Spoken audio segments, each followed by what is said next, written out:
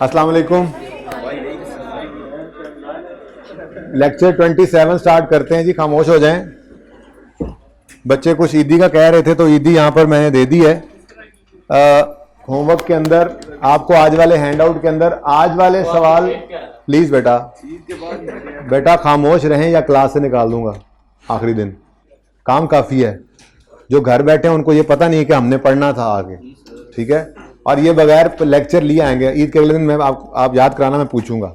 जो नहीं है ना, जो यूट्यूब पे ले लेंगे लेक्चर, उन्होंने कहा था लेक्चर तो चला जाएगा लेकिन वो लेके नहीं आए होंगे और फिर आगे नहीं चल सकेंगे। खैर, ये 3 सवाल जो हैं ICAP क्वेश्चन बैंक 1, 2 और 3 आपके आज के हैंडआउट में है। ये तो आज का होमवर्क है ना, ये तो आज हो जाएगा नॉर्मल जो होमवर्क होता है। इसके सोल्यूशन भी मैंने आगे ऐड कर दिए हैं। इन तीनों क्वेश्चंस के छोटे छोटे सवाल हैं, एक सफ़े के ऊपर तीनों का सोल्यूशन आया हुआ है, ठीक है।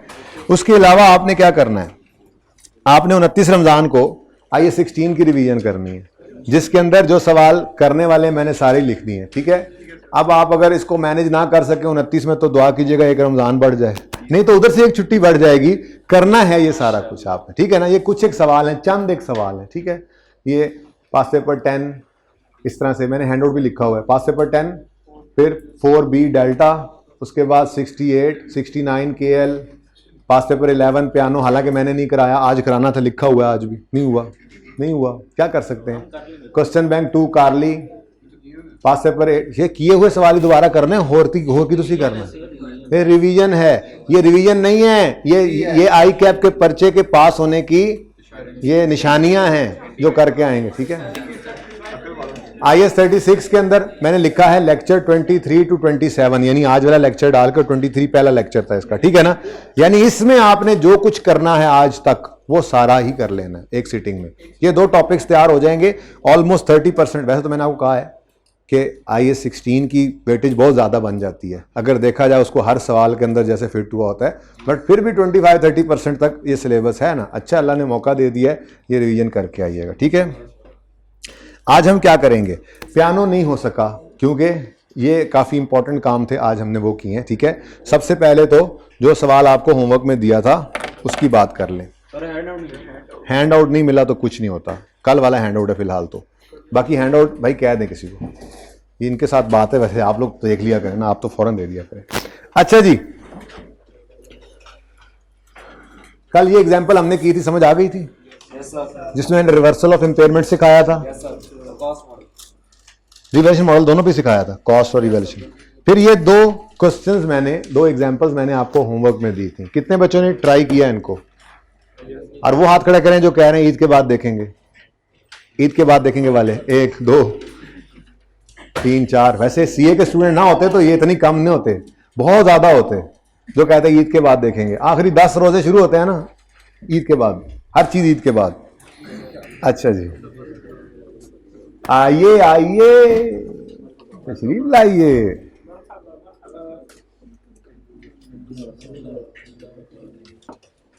Example 10, an asset was purchase for 1 lakh on यकम जनवरी 21 विद 10 साल life and nil residual value. Depreciation is charge on straight line on 31 December 21। कुछ हो रहा है, ये तो हमने कर ली है, नहीं ये नहीं की। ऑन 31 दिसंबर ये कल किया था, ये किया हुआ, ये क्वेश्चन करना है। ऑन यकम जनवरी 21 जाजिब, ये होमवर्क में था, Jazib limited purchase an asset at a cost of 1 lakh and it's being depreciated over 10 years on straight line. JL uses cost model for measurement of PPE. Okay, on 31 December 22 there are indications of impairment and recoverable amount has been estimated at. Indications आई, उन्होंने recoverable amount calculate कर ली। अब हम यहां पे आ जाते हैं, 31 दिसंबर 22 पे है ये देखो। मैंने कहा था वैसे कॉस्ट मॉडल में ये बना लिया करो, लेकिन फिर मैंने छुपा के बताया था दोनों तरह से कर सकते हैं, ठीक है ना, दोनों तरह से कर लेंगे। फिलहाल तो यकम जनवरी 21 पे कॉस्ट है 100 रुपए, लाइफ कितनी है जी इसकी 10 साल्स, 100 डिवाइडेड बाय 10। लेकिन एक ही साल है, एक ही साल नहीं है। यकम जनवरी 2021 को हमने ये एसेट खरीदा था, 31 दिसंबर 21 और 31 दिसंबर 22, 2 साल हैं। और हम नहीं पागलों की तरह वर्किंग करते। उसने वैसे भी हमसे रिक्वायरमेंट सिर्फ क्या मांगी है, सिर्फ एंट्री सारी नहीं मांगी, सिर्फ इंपेयरमेंट लॉस की एंट्री करो और फिर रिवर्सल की एंट्री करो, ठीक है। तो सिर्फ ये 2 एंट्रीज हैं, तो फिर वर्किंग में जहां जहां जंप लग सके हम लगाएंगे। जैसे यहां पर 2 साल का जंप लगता है। यकम जनवरी 21 को अगर एसेट खरीदें तो 31 दिसंबर 21 तक 1 साल, 31 दिसंबर 22 तक 2 साल बनते हैं। तो 2 साल की इकट्ठी डेप्रिसिएशन यहां पे हमने चार्ज कर ली इंटू 2 और ये बन गया 20। अब बुक वैल्यू आ गई 80। ठीक है, ओके। अच्छा, अब वो कहता है इस दिन कुछ गड़बड़ें हुई हैं और नजर क्या आ रहा है, कोई इंडिकेशंस हैं, इंपेयरमेंट तो नहीं होगी कहीं। चेक करने के लिए रिकवरेबल अमाउंट हमने कैलकुलेट की और वो कितनी है 64। इधर देखा तो बुक वैल्यू है 80, यानी गिर चुकी है। गिर चुकी है तो फिर लिखो इसी को रिवाइज्ड बुक वैल्यू, क्योंकि अगर इंपेयरमेंट लॉस है तो बुक वैल्यू ने रिवाइज होना है। बल्कि यूं लिखते हैं रिकवरेबल अमाउंट ही क्या बन जाएगी, बुक वैल्यू, रिकवरेबल अमाउंट जी कितनी 64। तो 16 का क्या आ गया, इंपेयरमेंट लॉस। ठीक है, यहां पे लिख लो, लिखने में क्या है। उसके बाद सवाल आगे बढ़ा और उसने कहा उसके बाद फिर काम चल पड़ा। 22 के एंड पे ये हुआ, फिर 23 भी गुजर गया, 24 भी पूरा गुजर गया, 24 के एंड पे indications of reversal of impairment. आप कहोगे सर ये गोलियां ना कराया करें, इंडिकेशन ऊपर वाले पढ़ाए थे, ये नहीं पढ़ाए। आईकेप ने भी अलग से जिक्र नहीं किया अपनी किताब में। बेसिकली बता देता हूं, आसान है। जो इंपेयरमेंट के इंडिकेटर्स थे उन्हीं की पॉजिटिव साइड्स जो हैं वो रिवर्सल ऑफ इंपेयरमेंट की इंडिकेशंस हैं। जैसे इंटरेस्ट रेट का बढ़ जाना is an indication of impairment, तो इंटरेस्ट रेट का कम होना रिवर्सल की निशानी, एंड सो ऑन। इसलिए अलग से कई जिक्र भी नहीं किए हुए होते। ओके, अच्छा, तो 31 दिसंबर 24 तक लेके आओ फिर फटाफट। 31 दिसंबर 24 तक डेप्रिसिएशन नहीं, एक्यूमुलेटेड डेप्शन निकालेंगे। फिर यहां पे भी मुझे लिखना चाहिए था एक्यूमुलेटेड डेप्रिसिएशन। ओके, ये एक्यूमुलेटेड डेप्रिसिएशन डन जी। यहां पर भी एक्यूमुलेटेड डेप्रिसिएशन जी। अब 64 को पकड़ना है, डिवाइड करना है। किस दिन रिमेनिंग लाइफ निकालोगे, 31 दिसंबर 22 पे। यकम जनवरी 21 से 31 दिसंबर 22 तक 2 साल गुजर गए, 10 में से 2 गए, रिमेनिंग 8 डिवाइड बाय 8। ये आ जाएगी 1 साल की डेप्रिसिएशन इंटू 2, साथ ही नशर भी कर दो, डिवाइडेड बाय 8 इंटू 2 जी।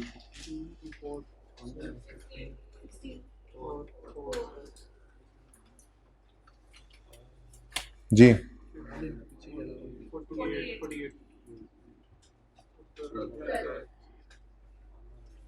ठीक है जी। उसके बाद इस दिन रिवर्सल हो रहा है। थोड़ी देर के छुपा लेते हैं, मैंने कल छुपा लिया था क्योंकि ये तो बता देता है फौरन के कितना लॉस आना है मैक्सिमम।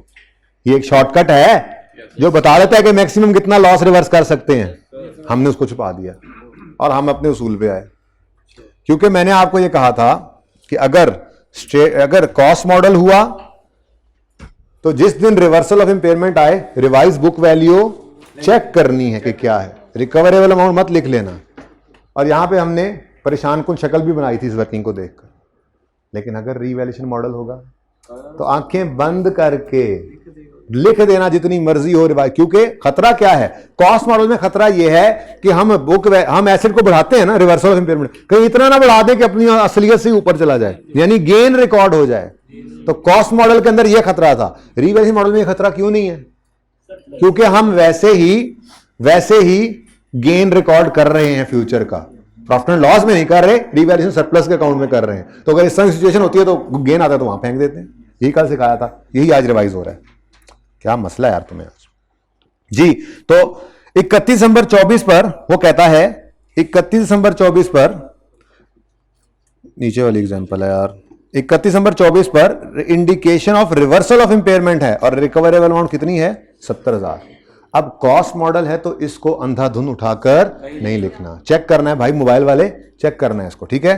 अब हमारे वर्किंग 1 ओपन की, उसमें हमने सवाल ने बताया रिकवरेबल अमाउंट कितनी है जी 70। फिर हमने अगला काम क्या सीखा था, हम निकालते हैं book value had there never been any impairment, कभी इंपेयरमेंट ना हुई हो तो बड़ी आसान सी कैलकुलेशन थी। हम कहते थे जी 100 है कॉस्ट माइनस 100/10, ये 1 साल की डेप्रिसिएशन इनटू ना 31 दिसंबर 24 पे लाना है। 31 दिसंबर 24 पे टेस्ट लगा रहे हैं ना कि क्या हो बुक वैल्यू क्या है, तो वो यकम जनवरी 21 से 31 दिसंबर 22, 23, 24 कितने साल गुजर गए? नहीं, 31 दिसंबर 21, 22, 23, अच्छा 24 भी है जी, इंटू 4। तो ये ब्रैकेट में क्या लिखा हुआ है? Cost less accumulated depreciation. तो डायरेक्ट करने लग गए अब हम। बुक वैल्यू कितनी आई? लो भाई 60 से ऊपर नहीं जा सकता, माजरत के साथ 60 मैक्सिमम है, तो यही रिवाइज्ड बुक वैल्यू लो।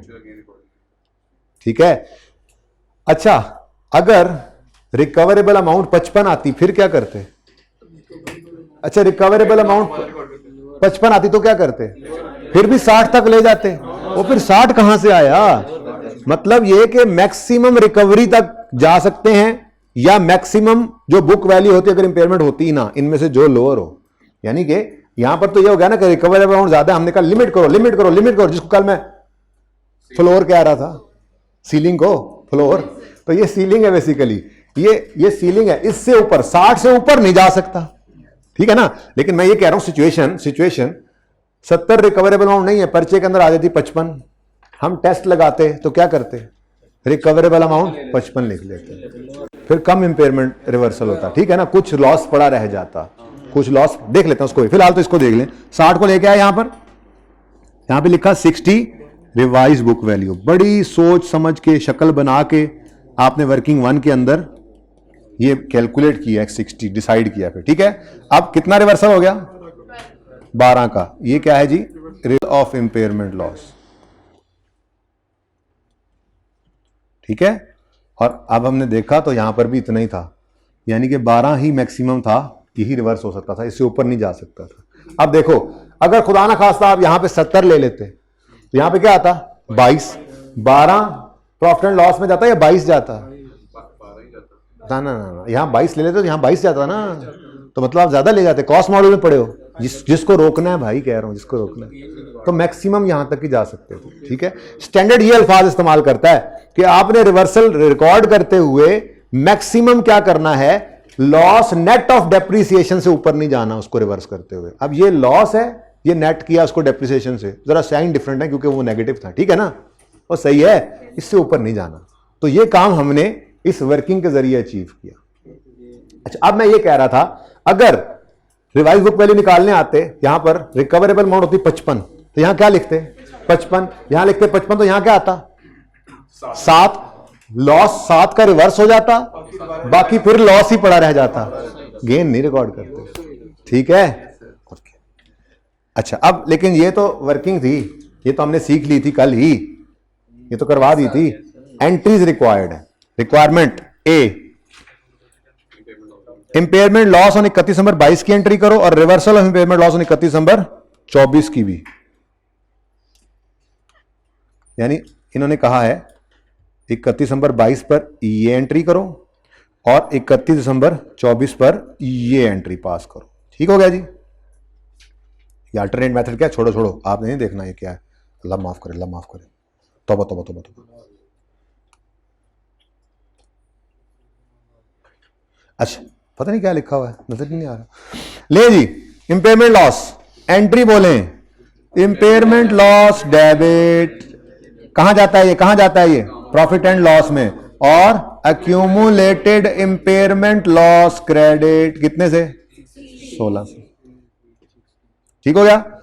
नेक्स्ट, बाकी उसने कोई एंट्री नहीं मांगी, बीच में मांगी नहीं तो हम भी नहीं करेंगे। नेक्स्ट उसने एंट्री क्या मांगी? 31 दिसंबर 24 पे रिवर्सल की एंट्री कर दो। 1 मिनट लो, हाँ जी, बस उसी को उल्टा दो।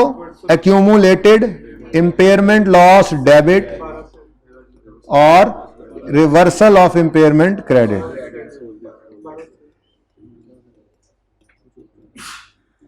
ये कहां जाएगा? जहां लॉस गया था वहीं, यानी 12 जी। कितने बच्चों ने यही एंट्री की थी? कितनों से ये नहीं हुई थी? होमवर्क कितने बच्चों ने किया हुआ है? अच्छा, हाथ नीचे करें। किस किसने होमवर्क नहीं किया? आज भी नहीं किया? आज भी नहीं किया होमवर्क? आज भी नहीं किया होमवर्क? मुझे लगा कि तुम रोज होमवर्क नहीं करते। यही क्लास से निकल जाएंगे ये लोग और जाके पहले काम करने लग जाएंगे, ऐसा रिस्क मैं थोड़ी ले सकता हूं। अच्छा जी, नेक्स्ट क्वेश्चन था नंबर 6। जाजिब के बाद तशरीफ लाए गालिब। गालिब ने भी एसेट खरीदा, लेकिन पहले साल के एंड पे उसको रीवैल्यू कर लिया और फिर आगे वही काम करना है। रीवैल्यूएशन मॉडल है। शुरू करें जी। ऑन यकम जनवरी 21 Ghalib purchased an asset at a cost of 1 lakh and it's being depreciated over 10 years on straight line on 31 December 21, पहले साल के आखिरी दिन। The fair value has been determined to be 121 है 5 as GL applies revaluation model to PP. ठीक है, तो revaluation model पे लेकर जाना है 31 दिसंबर 21 पे, तो फिर एक ही साल डेप्रिशिएट करोगे। बोलो 100 डिवाइडेड बाय 10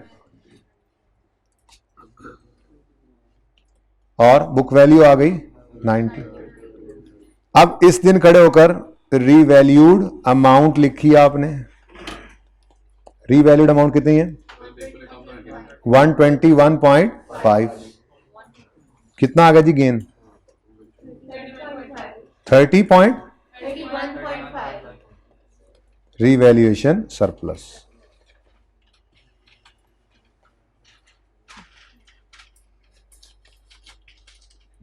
सिर्फ मैं लाइनें लगा के लाता हूं, इससे मसला तो नहीं होता आपको। ये लाइनें लगी होती हैं जैसे आपके रजिस्टर पे लगी होती हैं, पिछली क्लास में लग जाती हैं, तो मैं कहता हूं चलो बस अब बार बार फिर क्या लगाऊंगा। Okay, now chocolate now. अच्छा, फिर क्या हुआ? 31 दिसंबर 21 हो गया, तो 31 दिसंबर 23 पे कुछ हो रहा है। क्या हो रहा है? There is indication of impairment और रिकवरेबल अमाउंट एस्टिमेट कर बैठे हैं। तो पहले 31 दिसंबर 23 पे लेके तो आए इसको, तो 31 दिसंबर 23 पे लाना है, तो अब डेप्रिसिएशन नहीं, मैं एक्यूमुलेटेड डेप्रिसिएशन। अच्छा, किसी ने डेप्रिसिएशन भी लिख दिया है ना, तो कोई इतना बड़ा गुनाह नहीं है, वर्किंग है, बस इंटू 2 कर देना। लेकिन मैं आपको समझाने के लिए कहता हूं कि देखो ये 1 साल की डेप्रिसिएशन थी, यहां पे हमने जंप लगाया 2 साल की डेप्रिसिएशन। ठीक है, तो 121.5 को भी डेप्रिशिएट करना है। ठीक है, और रिमेनिंग लाइफ किस दिन निकालोगे? यकम 31 दिसंबर 21 पे। तो यकम जनवरी 21 से 31 दिसंबर 21 तक 1 साल गॉन, 10 में से 1 गॉन, तो रिमेनिंग इज 9 इंटू 2 करना ना भूलना। 2 साल का जंप लगाया है। बाकी आपको पता है ये भाईजान तो साथ ही हैं। आज एक बहुत इंपॉर्टेंट क्वेश्चन करवाना है मैंने, साइंटिफिक फार्मा आपके हैंडआउट में है। Mid of the year accident होना है और इंपेयरमेंट होनी है। अल्लाह माफ करे।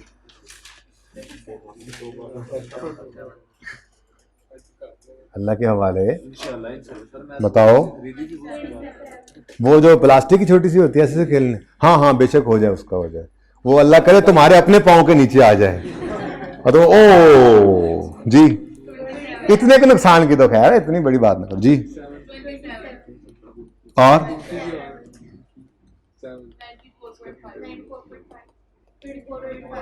20। फिर क्या हुआ इस दिन? क्या हुआ? रिकवरेबल अमाउंट, उन्होंने कहा जी इंपेयरमेंट के इंडिकेटर्स थे, हमने रिकवरेबल अमाउंट एस्टिमेट की है। अच्छा जी, की है तो बताएं कितनी है जी? 65.1। हमने तो जाकर देखा, हमने कहा गई, गिर गई। 65.1 रिकवरेबल अमाउंट ही बन गई रिवाइज्ड बीवी। रिकवरेबल अमाउंट, ठीक है जी। 29, मैं इतने लिखने लगा 29 का, ध्यान से किया करो यार। 29.4 ये क्या आया है जी? ऊपर रेवोल्यूशनरी सरप्लस था, ये इंपॉर्टेंट लॉस है ना? यही नाम रखे हुए हैं आप लोगों ने जी। अब ये लॉस आया, बिल्कुल रिवैल्यूएशन मॉडल है। पहले सरप्लस को इसने कहा हाँ भाई चल निकल, उसने कहा कोई बात नहीं, मेरा भी वक्त आएगा, लॉस मेरा भी वक्त आएगा, तुम अभी मुझे 0 कर रहे हो, कोई बात नहीं। अच्छा जी, अच्छा सर जी, 4.9 का लॉस जो है ये प्रॉफिट एंड लॉस में चल। ठीक है जी। उसके बाद क्या हुआ?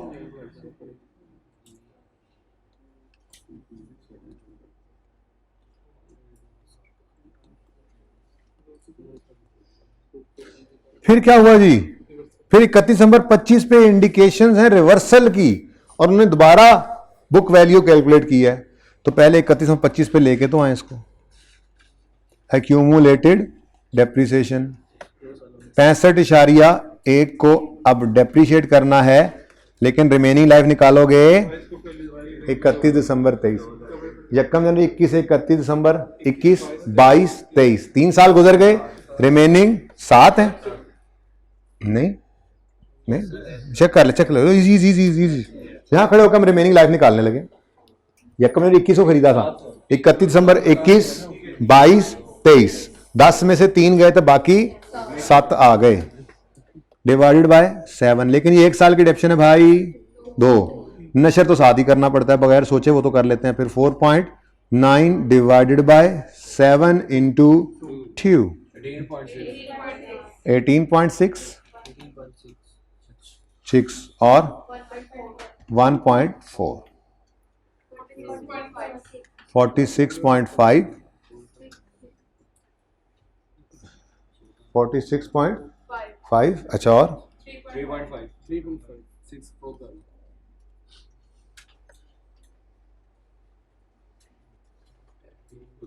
नहीं कोई गलत है तो कैलकुलेशन नहीं सर। अच्छा अब क्या हुआ भाई, 31 नंबर 25 पर वो कह रहे हैं रिवर्सल ऑफ इंपेयरमेंट है और रिकवरेबल अमाउंट 55 है। इधर देखना जरा, देखना जरा, देखना जरा, ये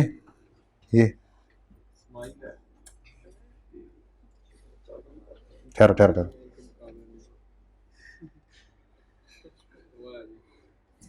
आंखें बंद करके लिखा मैंने, ठीक है क्या, revised book value recoverable amount है ये। यहां पे देखो रिवाइज बुक वैल्यू, यहां पे देखो, यहां पे देखो revised book value, revise book value लिखकर वर्किंग 1 में गए, चेक तो करें क्या है। यहां पर रिवाइज बुक वैल्यू कोई चेक नहीं करेंगे, आंखें बंद करके रिकवरेबल अमाउंट को ही लिख लेंगे, क्योंकि जितना मर्जी ऊपर जाता रहे भाई हमें इससे क्या, रिकवरेबल अमाउंट। ठीक है जी, जरा आंखें खोल कर दोबारा लिख लूंगा। 55 जी 8.5 का आ गया reversal of impairment balancing ji.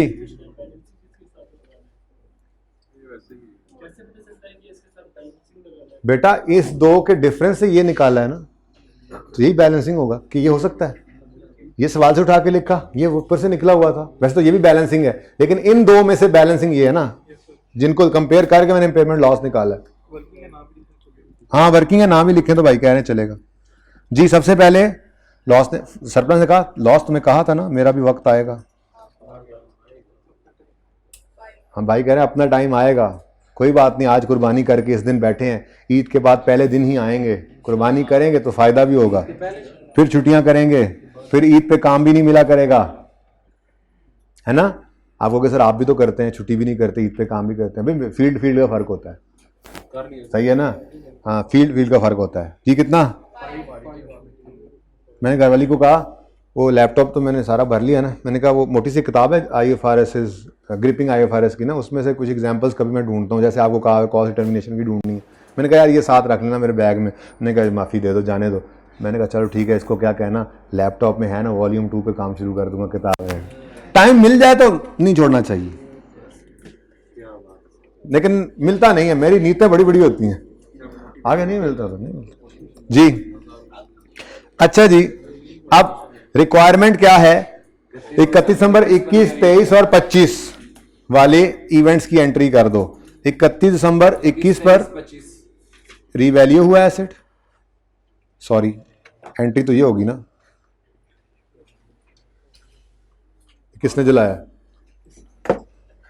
31 December 21, फिर वही रीवैल्यूएशन सरप्लस, ये एंट्री करनी है। फिर 31 दिसंबर 23 पे इंपेयरमेंट लॉस जो आया उसकी एंट्री करनी है। देखो ये क्लोजिंग बैलेंस है, मैं इसलिए बार बार मिटाकर लिख रहा था, लाइन इस पे लगा रहा था। एंट्री इसकी होगी, ये तो क्लोजिंग आता है, एंट्री इसकी होगी, ये तो क्लोजिंग आते हैं, तो एंट्री इसकी मांग रहा है, ठीक है। और 31 दिसंबर पंजी पर रिवर्सल की एंट्री भी था, जगह आगे बनी हुई है ये। अच्छा जी, क्या कुछ देखा, आपके लिए लिखा हुआ है, इट विल कम, बट अपने वक्त पे आएगा।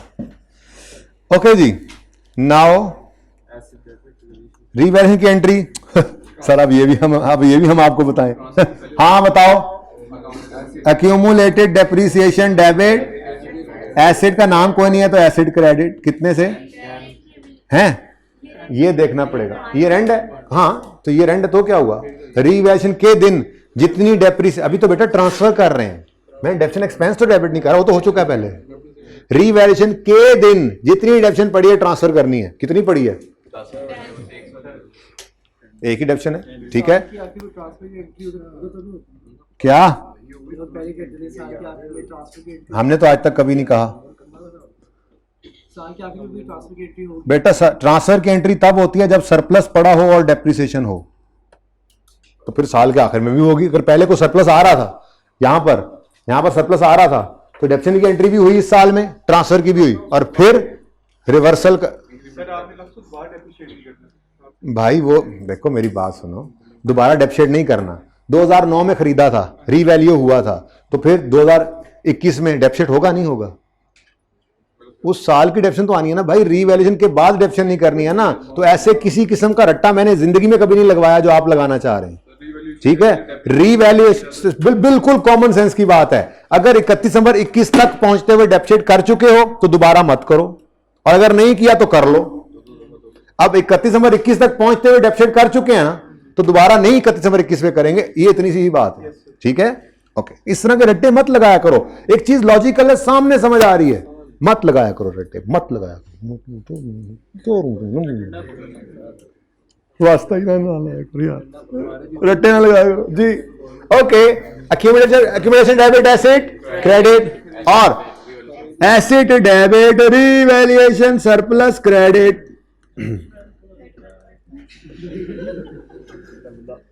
31 पॉइंट। अब्दुल्ला आज जाग रहा है, पता है अब्दुल्ला, आप लाहौर से आउट स्टेशन से हो, तभी खुशियां खुशियां चढ़ी हैं, आज तुम जागे हुए हैं, रोज ऐसे यहां पे बैठो। अभी पीरियड का स्टार्ट है, अच्छा अभी लेक्चर का भाई कह रहे हैं स्टार्ट है, अभी तो इसको डोज मिलनी शुरू हुई है। नेक्स्ट जी, जागो जागो, आज सारे वैसे जाग रहे हैं, हम कहते हैं ना एक हो पर नेक हो, थोड़े हो पर ऐसे हो, पढ़ने वाले हो जैसे आए बैठे हैं। पास होने वाले बच्चे ऐसे ही होते हैं, कमिटेड। ले लेना लेक्चर, कम से कम ले लेना लेक्चर। ओके, नेक्स्ट जी, इंपेयरमेंट लॉस आया है, इंपेयरमेंट लॉस की एंट्री है, वैसे तो एंट्री है revaluation surplus debit, profit and loss debit, asset यानी अक्यूमुलेटेड इंपेयरमेंट क्रेडिट। लेकिन तरतीब अगर यही रखनी है जैसे वो रीवैल्यूएशन में करते थे, तो ये तरतीब से भी एंट्री कर सकते हैं। बात कर लो, तुम बात कर लो, हम बाद में पढ़ लेंगे। सारे चुप करें जी, भाई की बात सुन लो। माइक दे तुम्हें।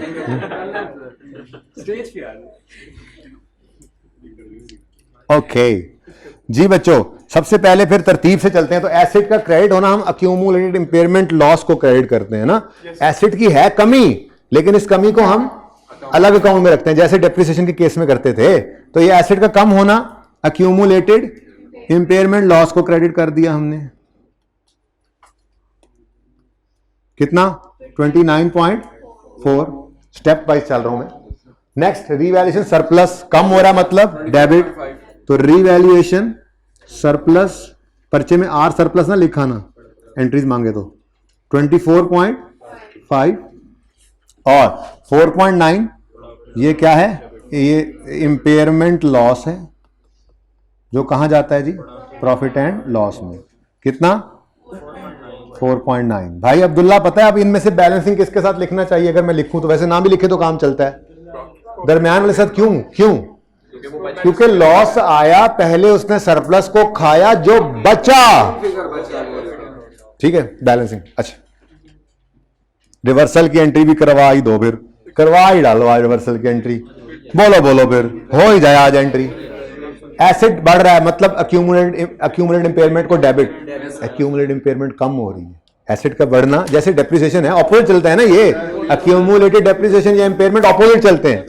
तो एसेट का बढ़ना डेबिट होता है और अक्यूमुलेटिव का डेबिट होना ये दरअसल उसकी कमी है, जो कि एसेट का बढ़ना ही होता है दरअसल। ठीक है, तो अक्यूमुलेटेड इंपेयरमेंट लॉस डेबिट कितने से, रीवैल्यूएशन सरप्लस क्रेडिट कितने से, 5 से, और रिवर्सल ऑफ इंपेयरमेंट लॉस जो कि प्रॉफिट एंड लॉस में जाएगा वो है 3.5। जी, प्रॉफिट एंड लॉस में जाएगा, जहां दिल करे ले जाओ, सेल में लिख लेना, आना चाहिए नहीं। कोर एक्टिविटी की इनकम वहां जाती है, बाकी सब अदर इनकम। क्या व्हाट टॉक इज, क्या बात है, व्हाट टॉक इज, क्या बात है।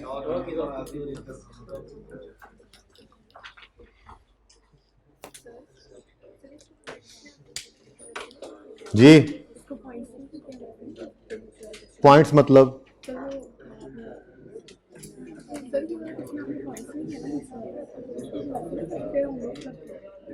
बेटा पॉइंट्स का मतलब समझ नहीं रहा, पॉइंट का मतलब क्या।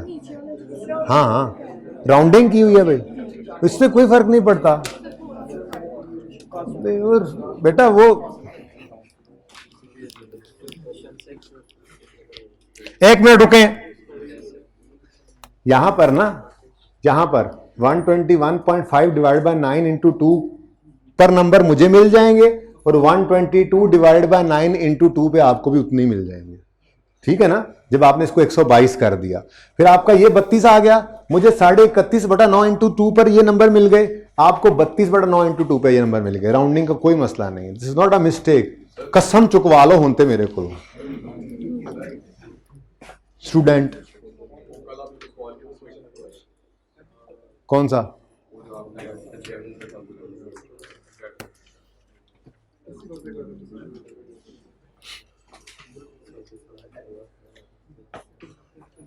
पहले इधर अच्छा बुरा मुंह बना तो लें जरा, इधर देखो, इधर कॉस्ट मॉडल था, रिवर्सल ऑफ भाई कॉस्ट मॉडल था, रिवर्सल की बात आई तो बुरा सा मुंह बनाया और कहा रिवाइज बुक वैल्यू के लिए हमें ये वर्किंग करनी पड़ेगी। ठीक है, यहां पे गए, रीवैल्यूएशन मॉडल था, रिवर्सल आया, जितना मर्जी आन दो, क्योंकि बाकी सारा कहां चला जाएगा। ठीक है जी, फरमाएं। सर इसमें हम लोगों ने ये 31 ये नीचे वाला छोड़ दिया, इसमें सर्कल में 31 दिसंबर 2021 को हमने जो एंट्री की है कि impairment loss debit accumulated impairment loss credit, यहां पे किया एंट्री जी की है। फिर हम नीचे आए, हमने रिवर्सल ऑफ इम्पेयरमेंट लॉस किया, तो हमने अकाउमुलेटेड इम्पेयरमेंट लॉस को 31 से डेबिट कर दिया। हम 31 से डेबिट, अगर उसमें बैलेंस पड़ेगा 18 तो 31 से डेबिट कैसे होगा। यही तो रिवैल्यूएशन मॉडल है, जो 18 पड़ा था 18 कम होकर नेट प्रोडक्शन 16 रह गए, तो 16 प्रॉफिट एंड लॉस में रिवर्स कर दिया, जो बाकी है वो बेसिकली एसेट को ही बढ़ा गया, मैंने टोटली एसेट को बढ़ा गया ना, बाकी सरप्लस में डाल दिया।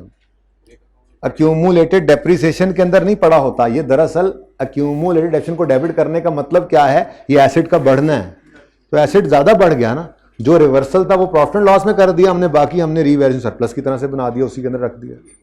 ठीक है, एसेट बढ़ा है, बेसिकली ये एसेट बढ़ा है। हाँ, तो जितना पड़ा था वो तो प्रॉफिट एंड लॉस में चला गया, जो बाकी था वो ओसीआई में, सॉरी वो भी नाम ओसीआई निकल जाता है मुंह से, 50वें लेक्चर में पढ़ना है, वो रिवैल्यूएशन सरप्लस में चला गया। ठीक है जी, इसकी क्यों पिक्चर लेनी है जी, इसकी पिक्चर ले लें, इसकी पिक्चर लेनी है अभी 6 की, 6 मैंने इतनी देर रखा था।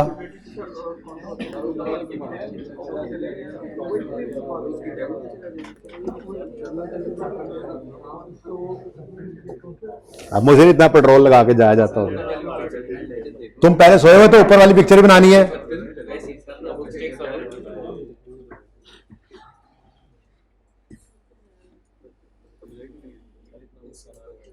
ये वाली, इससे ऊपर क्या है, इससे ऊपर लेक्चर नंबर है।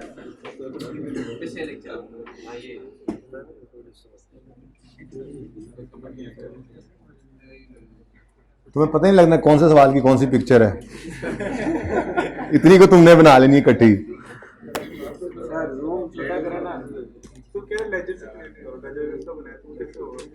लेजर ना बनाओ अभी, क्लास के बाद लेजर बना के ले आना यार, क्लास के बाद लेजर बना के ले आना मेरे पास फैकल्टी रूम में, बल्कि टी रूम में। मैं हूँगा, तुम होंगे और लेजर। अभी फिर ये काम रह जाएगा, ठीक है। ये बात वहां ले जाकर करने के बजाय यहीं पे पूछ लेते, वैसे आपस की बात है, बात तो वही है। अच्छा जी, ये दोनों हो गए क्वेश्चंस। अभी भी ये सही जवाब नहीं है। खैर, ये जी एग्जाम्पल 7 और 8 हैं जो किताब आपको आनी है उसके पेज 314 पे आज वाले हैंडआउट में लिखा होगा। असल में ना वो मैंने यूं लिखा था, discussed alternative method of accounting for impairment using following examples, फिर ये एग्जाम्पल्स लिखनी थी, एंड ऑल्सो सॉल्व जाजिब और गालिब भी उसी मेथड से। लेकिन वो जब मैं लिख रहा था सुबह शहरी के बाद तो ये मैंने लिख तो दिया, जहन में था ये एग्जाम्पल्स करनी है, लेकिन उनको मैं कॉपी करके यहाँ लिखना भूल गया। इसलिए माजरत के साथ उनकी पिक्चर्स आप ले लीजिएगा, ठीक है, 2-2 लाइनें हैं वो आप लिख लीजिएगा, बड़ा फनकार आदमी है। तो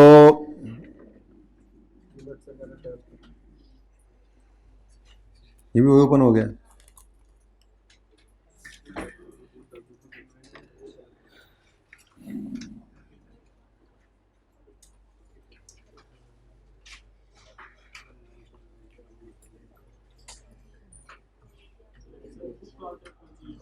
बुक यार पब्लिशर कह रहा है कि जी कोशिश है कल आ जाए, मैं कहा हूँ ईद तो बाद ही आ जाए मैनू की। वो तो भेज दी हुई है यार।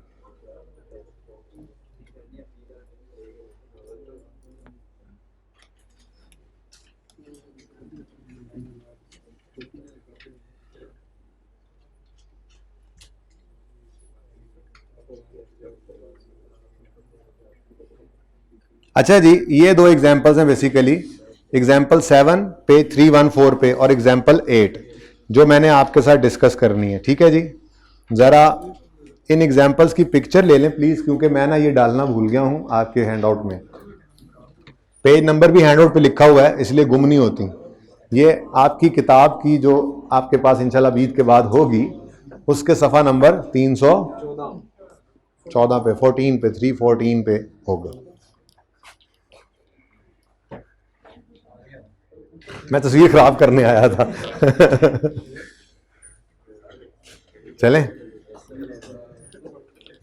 अच्छा जी, question, an asset had a cost of 5 lakh and accumulated depreciation of 2 lakh. Online वाले बच्चों ने तो पॉज किया होगा, पॉज करके ना यूं करके एग्जाम्पल 7 और ये हाथ से लिख ली होगी, जब तक बुक नहीं आती जी हम तो लिखें अपनी एग्जाम्पल, ठीक है ना जी। ऑनलाइन में बच्चे बड़े तेज हैं, मुझे जूम सेशन में मिलते हैं हर हफ्ते जी। सेशन में तुम्हारा रोज क्या होता है, हमारा भी जूम सेशन करें।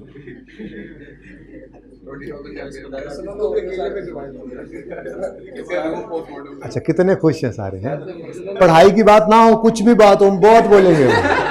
पढ़ाई शुरू कर दो, शक्लें ऐसी बनी होती है जैसे मैंने कोई उधार मांग लिया।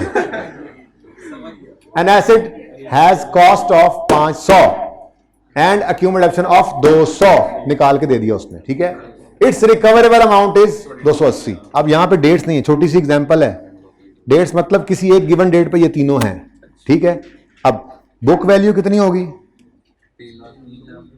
300 और रिकवरेबल अमाउंट 200, दोनों को कंपेयर करो तो 20 रुपए का क्या आ गया आपको। कैसा ये है कि आप छोटी सी एग्जांपल ऐसी शुरू कर दी आपने। इम्पेयरमेंट लॉस की एंट्री,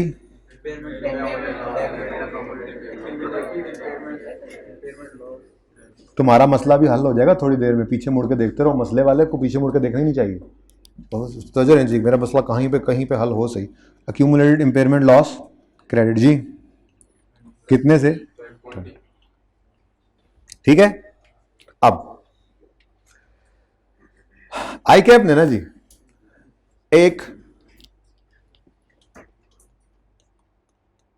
अल्टरनेट मेथड भी इस दफा किताब में डाला है, पहले नहीं था तो हम भी नहीं करते थे। उसकी वजह आईकैप ये कहता है कोई चीज भी हो स्टैंडर्ड्स वगैरह में सिलेबस में, लेकिन किताब में नहीं है तो मैं उसको टेस्ट नहीं करूंगा, ठीक है ना। लेकिन हम एहतियातन काम कर ही लिया करते हैं, जैसे ग्रॉस रिप्लेसमेंट मेथड का किताब में उनकी जिक्र नहीं है, ठीक है, लेकिन हम एक छोटी सी एग्जांपल करके उसको समझ लेते हैं। काम बहुत आसान है अगर आसान समझें तो, ठीक है, और अगर इसकी बाल की खाल उतारनी है तो वो लोगों की जिंदगी तो परेशानी रहती है बेचारों की, ठीक है। काम आसान है, बहुत आसान है, ठीक है, जो चीज आसान हो उसको आसान ही लेना चाहिए ना। आप लोगों ने रीवैल्यूएशन की एलिमिनेशन मेथड से, एलिमिनेशन ऑफ, वहां पर नाम उसका नेट रिप्लेसमेंट मेथड था, लेकिन मैंने शुरू में इसका एक नाम और भी लिया था, एलिमिनेशन मेथड, जिसकी वजह से मैंने कहा था ये नाम क्यों है, क्योंकि हम इसमें अक्यूमुलेटेड डेप्रिसिएशन को एलिमिनेट कर देते हैं, ऐसे ही है ना। अब उसमें होता क्या था, दो एंट्रीज, पहली entry accumulated depreciation debit asset credit, assuming पहली रिवैल्यूएशन है, ठीक है। सरप्लस आता था तो एंट्री करते थे asset debit surplus credit, loss आता तो एंट्री करते थे profit and loss debit asset credit, यानी कि ट्रांसफर ऑफ अक्यूमुलेशन के बाद एसेट को डेबिट या एसेट को ही क्रेडिट कर लेते थे, ठीक है ना। अब इंपेयरमेंट के अंदर भी एक मेथड इस तरह से है, लोग अकाउंटिंग करने का इस तरह से भी करते हैं कि आप इंपेयरमेंट टेस्टिंग के दिन अगर इंपेयरमेंट टेस्ट लगाया और इंपेयरमेंट लॉस आ गया है, उस लॉस की रिकॉर्डिंग करते हुए क्या करो, एलिमिनेट कर दो अक्यूमुलेटेड डेप्रिसिएशन को उस दिन तक, और सरप्लस है तो वो रिवर्सल तो बाद में देखेंगे, लॉस है तो उसकी एंट्री कर दो प्रॉफिट एंड लॉस डेबिट और एसेट ही क्रेडिट, ठीक है, ताकि अक्यूमुलेटेड इंपेयरमेंट लॉस का वजूद बने ही ना, ताकि भाई जैसे लोगों को परेशानी हो ही ना, ठीक है। यानी सर उसमें प्रॉफिट एंड लॉस की एंट्री यहाँ पर करेंगे, देखते हैं ना, देख लेते हैं, एंट्री करके ना देख ले, रिपीट क्या करना है, एंट्री कर लेते हैं, जुबानी बोला वो लिख के देख लेते हैं, क्या ख्याल है? रिपीट के ना डबल फीस होगी अंदर से। अच्छा जी, जी बच्चों बोलो ना यार, बोलो क्या करना है, एलिमिनेशन, क्या करना है, elimination of what, of what, impairment loss के दिन तक, रिकॉर्ड करने के दिन तक जितनी डेप्रिसिएशन एक्यूमुलेट हो चुकी है उसे ट्रांसफर कर दो, तो ट्रांसफर की एंट्री वही है, accumulated depreciation debit asset credit, कितनी है 220 वाले, होश करो 20 तो लॉस है इंपेयरमेंट का, ये सवाल बताई थी, इस दिन तक की डेप्रिसिएशन क्या हो गई, ट्रांसफर, अब एसेट बुक वैल्यू पे आ गया, ठीक है। अब 20 रुपए का लॉस है, एंट्री क्या होती है, हाँ इंपेयरमेंट लॉस उसी तरह से डेबिट होगा 20 से, और आज एसेट को ही क्रेडिट कर देंगे, ये दूसरा मेथड। अब इसके अंदर अक्यूमुलेट इंपेयरमेंट लॉस का वजूद ही नहीं आया, आपके नोट में भी नहीं आएगा, ठीक है, लॉस रिकॉर्ड हो गया, क्रेडिट एसेट ही हो गया, जान छूट गई, ठीक है। ये भी एक मेथड है, लेकिन ये एंड पे क्यों करवा रहा हूं, आज मेरा IAS 36 खत्म हो रहा है, ठीक है ना। वो एक सवाल कराना है mid of the year impairment का, बड़ा हैवी सवाल है, सही मजे आएंगे, लेकिन उससे पहले कॉन्सेप्चुअली बातें कंप्लीट है, तो ये मैं एंड पे क्यों कर रहा हूं, क्योंकि ये ऐसे ही है, जब तक वो मुंह से कह ना दे तब तक हमने इस मेथड की तरफ जाना ही नहीं, हम अपनी जो अकाउंटिंग सीख के आए हम वही करते रहेंगे, ओके। एक्सपेंस का नाम क्या है, impairment loss, alternate method, alternate method नहीं, बेसिकली तो इसको कहता है, मैं अभी दिखाता हूं, लेकिन मुझे एक बार ना ये दूसरा रिवाइजन मॉड्यूल में भी इसको करवा लेने दो, ठीक है।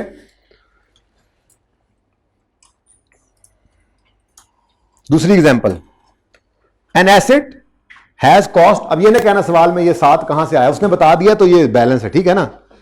छोटी सी एग्जांपल ना, एग्जांपल देके नीचे फिगर से आई के अपने आंसर लिखा होता, मैं उसी का सवाल बना के जरा जिस तरह से वर्किंग किया मैं उस तरह से करवा रहा हूं आपको, ताकि समझ आ जाए, ठीक है। An asset has cost of 5 lakh and depreciation of 2 lakh, its recoverable amount has been estimated at 280, asset has balance of 7000 in revaluation surplus arising from previous, तो ये तो 300 है उसी तरह से, लेकिन ये भी 7 है, अब कैसे है बस ठीक है, सवाल ने डाटा दिया हुआ है, इसकी जरूरत नहीं, कॉस्ट डिफरेंट कॉस्ट हो सकती है, डिफरेंट अमाउंट डिफरेंट हो सकती है, कुछ भी है, बस उसने कह दिया है कि ये 7 का बैलेंस भी पड़ा है, ये डाटा है, ये सवाल में गिवन है, ठीक है। अब यहां से आगे हमारा सवाल शुरू होता है, वो कहता है रिकवरेबल अमाउंट कितनी है जी, 280, रिकवरेबल अमाउंट कितनी है जी, ये किसी एक गिवन डेट पर उन्होंने डाटा दे दिया, कोई डेट शीट नहीं लिखी हुई। अब हमने एक लाइन खाली छोड़ी और लिखा 280 को, कितना लॉस आ गया, 20 का इंपेयरमेंट लॉस है, पहले क्या करेगा ये, पहले ये खाएगा, सरप्लस को 0 करेगा और 13 का लॉस चला जाएगा प्रॉफिट एंड लॉस में। ठीक है, एंट्री कर दे, इसकी एंट्री कर दें सबसे। ना ना ना ना ना, कहाँ लिखा हुआ है ट्रांसफर, कहाँ लिखा हुआ एलिमिनेशन में, कहाँ लिखा हुआ अल्टरनेट में? जब तक सवाल नहीं कहेगा तब तक नहीं जाना, यही तो समझा रहा हूं। इधर जाके मैं लिखूंगा, कितने लिखना है, अच्छा ये सॉरी, अच्छा यहां लिखना था, सॉरी, यहां जाकर मैं लिखूंगा, यहां पे टॉप पे मैं लिखूंगा अल्टरनेट मेथड, लिखा हुआ नहीं मिटाया इसमें, अच्छा इसमें लिखा नहीं मिटाया, इसमें लिखा नहीं था, यहां पे मैं लिखूंगा अल्टरनेट मेथड, फिर ये लफ्ज मुंह से निकालना, अल्टरनेट मेथड भी नहीं, उसने जो नाम लिखा हुआ अभी रिक्वायरमेंट पढ़ाता हूं, एलिमिनेशन है, एलिमिनेशन मेथड है, लेकिन अभी नहीं, जब तक वो कहे ना, ठीक है, तो अभी तो पुराना काम चल रहा है। बोलो भाई, बोलो। इंपेयरमेंट लॉस आया है तो इंपेयरमेंट लॉस डेबिट, तरतीब से चलो, तरतीब से। सर हमें ना इस तरह से चलाएंगे। अच्छा, एसेट कम हो रहा है लेकिन एक्यूमुलेटेड इंपेयरमेंट को कम करो, ठीक है, तो क्रेडिट किया आपने एक्यूमुलेटेड इंपॉर्टेंट लॉस, कितना जी, 20, फिर रीवैल्यूएशन सरप्लस हुआ जी डेबिट, तो रीवैल्यूएशन सरप्लस को कर दें डेबिट, कितने से जी, 7 से। फिर जी इंपेयरमेंट लॉस आया जी, हमें ना जरा इस तरतीब से चलाया करें आप, ठीक है ना जी, हमें जैसे जैसे नजर आता जाए, वरना हमें मसला होता है, ठीक है जी, ऐसे चल लें। इधर हमने बैलेंसिंग फिगर फेंकी है जो प्रॉफिट एंड लॉस में जाता है, ठीक है ना, कितना, 13,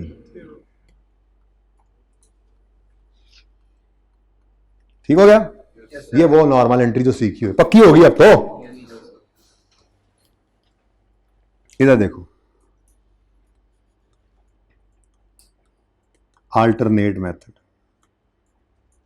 इसका नाम अभी नहीं बोला, लेकिन मैं ये कह रहा हूं कि अब मैंने कहा है इस मेथड के बारे में सोचो, अब आप सोचो और बोलो, क्या करेंगे, बोलो, ट्रांसफर और व्हाट, एक्यूमुलेशन, कब तक की, इंपेयरमेंट के दिन तक की, जिस दिन लॉस रिकॉर्ड करने लगे, ठीक है।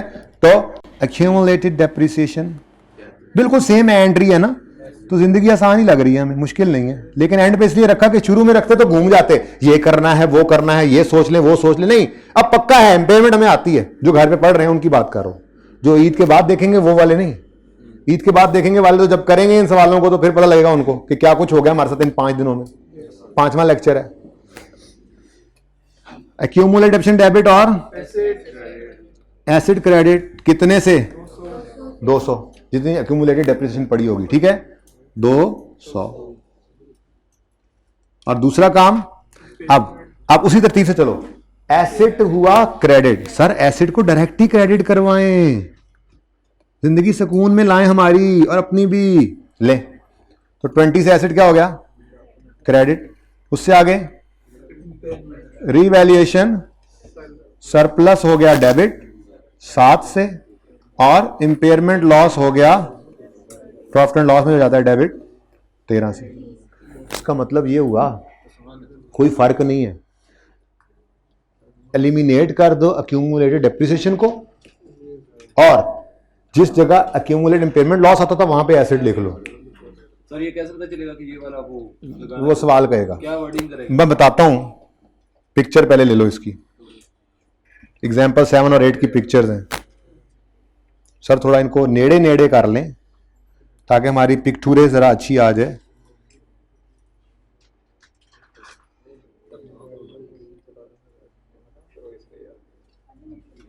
शायद अभी वर्क इन प्रोग्रेस है, कैपिटल वर्क इन प्रोग्रेस, अब कैपिटलाइज करना नहीं है अभी, मतलब ट्रांसफर नहीं करना अभी तस्वीरों में, अब कर लें, अब कुछ बेहतर है।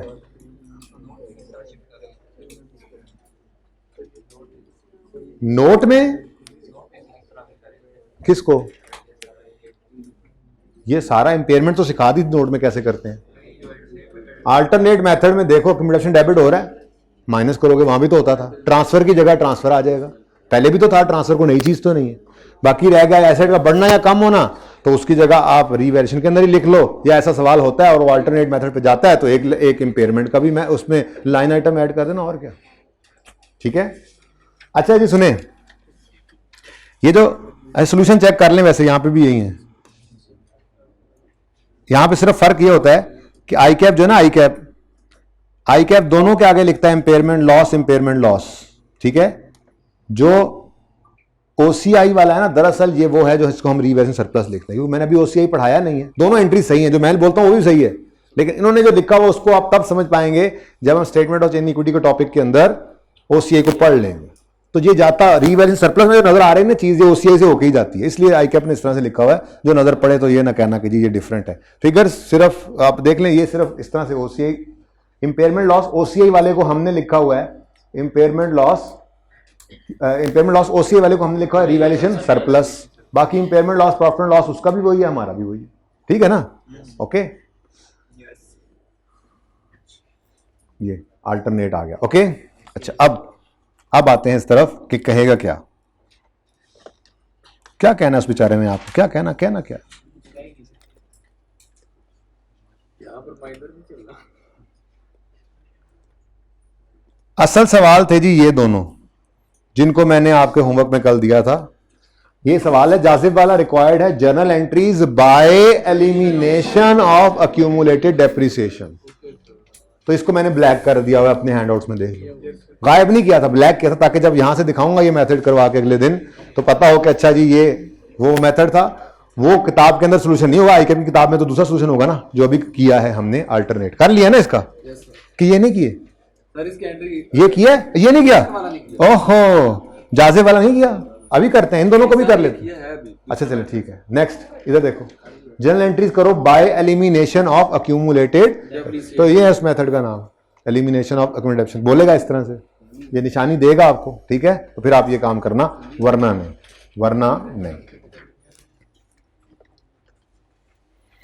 जी एग्जाम्पल 7, 8 हो गई। अब जल्दी से जासिब वाले सवाल पे चलते हैं। इनको भी अल्टरनेट मेथड, ये मैंने छुपाया था असल में।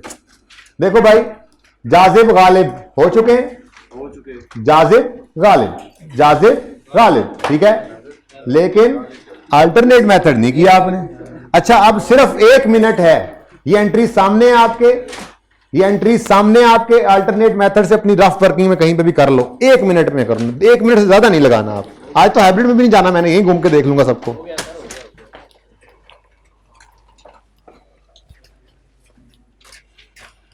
रजिस्टर ही अब निकल रहे हैं,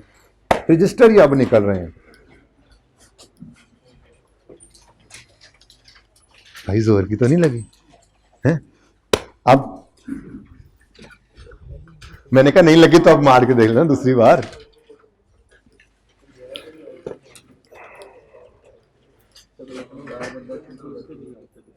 क्या ढूंढ रहे हो उसमें?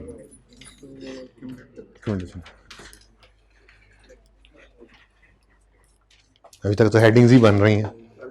सुभान अल्लाह। सर अभी नोट किया था, आप बता देते, आगे जगह छोड़ देते एंट्रियों के।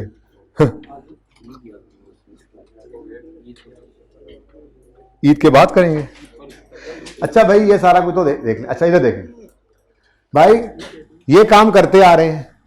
अल्टरनेट मेथड क्या है? एलिमिनेट करो अक्यूमुलेटेड डेप्रिसिएशन को। अब इधर देखो, ये है इंपेयरमेंट लॉस का दिन। इस दिन तक कितनी डेप्रिसिएशन अक्यूमुलेट हो चुकी है? और ढूंढने वाले भाई 20, ठीक है ना? अभी तक कितनी हो चुकी है? 20। तो अक्यूमुलेटेड डेप्रिसिएशन डेबिट और एसिड क्रेडिट 20 से। उसके बाद प्रॉफिट एंड लॉस में इंपेयरमेंट लॉस डेबिट और acid he credit. Impairment loss, profit and loss में डेबिट और एसिड क्रेडिट कितने से जी? 16। कुछ खुदादा खौफ करो। नेक्स्ट, घर जाने खुशी ज्यादा होगी सर। इंपेयरमेंट के रिवर्सल पे ये एंट्री सीखी हुई है हमने, क्वाइट सिंपल, ठीक है। लेकिन अल्टरनेट मेथड क्या कहता है? पहले ट्रांसफर कर लो जितनी भी मौजूद है। अब इधर देखो, लाइक रीवैल्यूएशन, इधर देखो ढूंढने वाले भाई, इस दिन तक की तो लास्ट टाइम ट्रांसफर हो गई थी, तो इस दिन खड़े होकर फिर इन दोनों डेट्स के दरमियान जितनी डेप्शन होगी वही पड़ी होगी, वो 16, ठीक है। तो 16 अन्य में भी नजर आ रही है सर, खुदा का खौफ करो यार। और नेक्स्ट क्या है जी? अब अक्यूमुलेटेड इंपेयरमेंट लॉस की बजाय एसेट को ही क्रेडिट कर दो।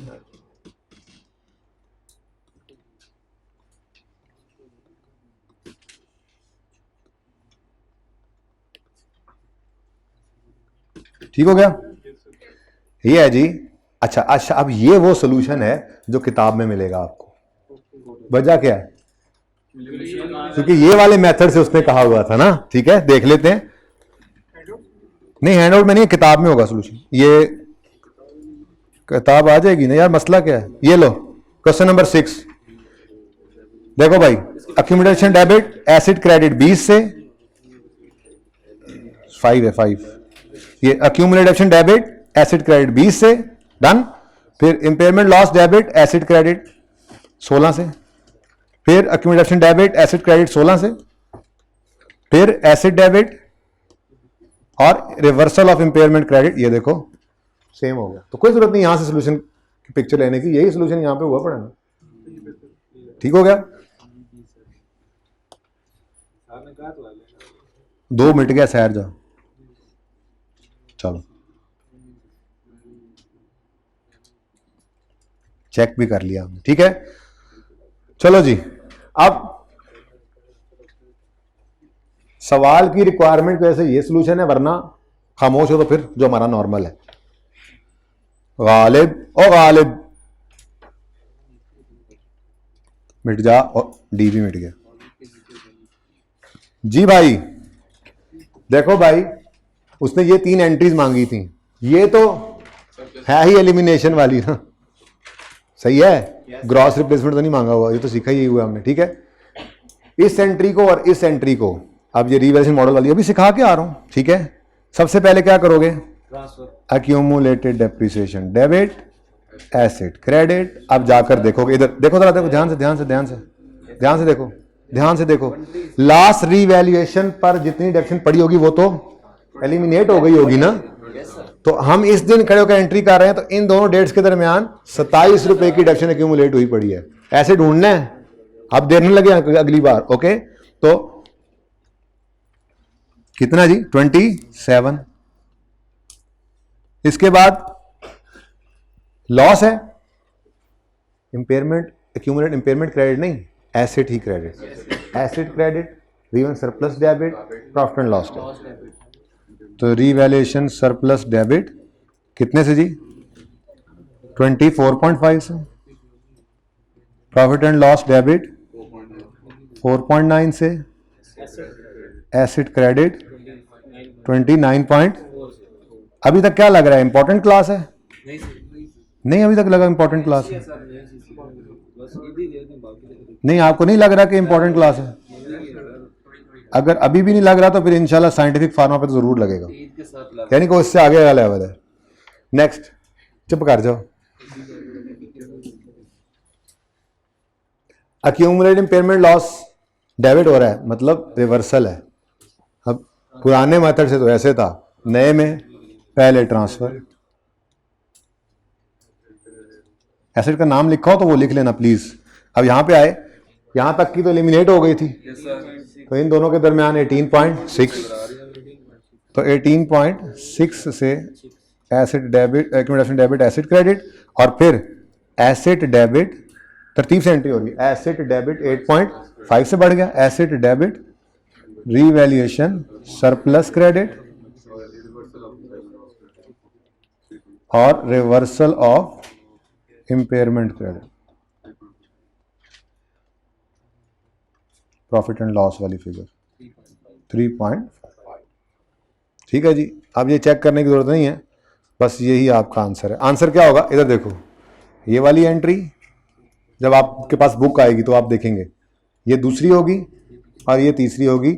ये दोनों नहीं होंगी, उसकी वजह ये वाला मेथड नहीं, उसने ये वाला मेथड कहा था। ठीक है, पॉज करें, अगला पार्ट शुरू करें।